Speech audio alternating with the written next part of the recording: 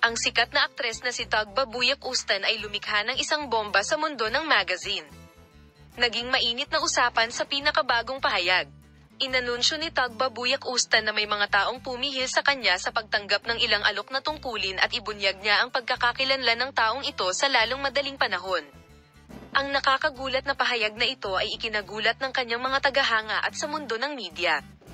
Nakatawag pansin si Tuba Buyak Ustan sa kanyang post sa kanyang Instagram account.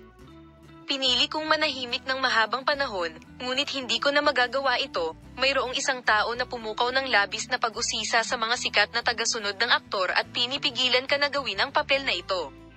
Sabi, pagkatapos ng pahayag na ito, ang parehong tanong ay lumitaw sa isip ng lahat.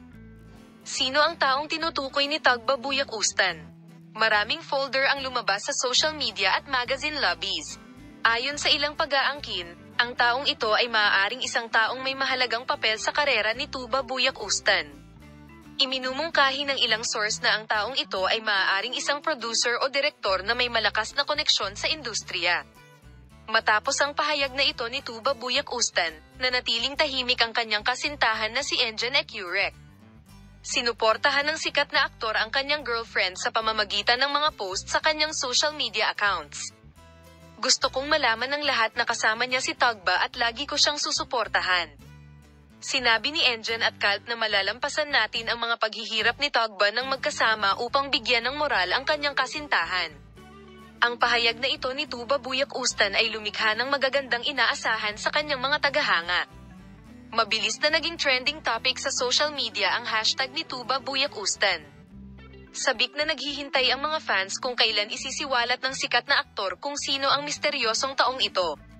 Ang mga mensahe ng suporta tulad ng, kasama namin si Tagba, hayaang lumabas ang katotohanan, ay kabilang sa mga pinakaibinahagi sa social media.